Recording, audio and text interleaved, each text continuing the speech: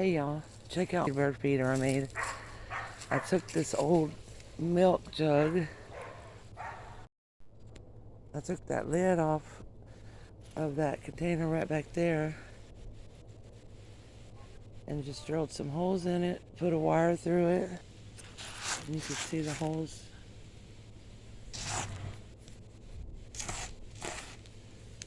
And then I just ran it through and tied it down on here so that on each side so that the birds won't knock it off when they fly up there and so that the cat won't jump up there and knock it down.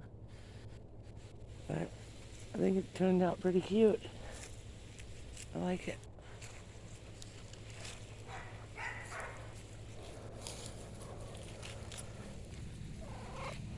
What?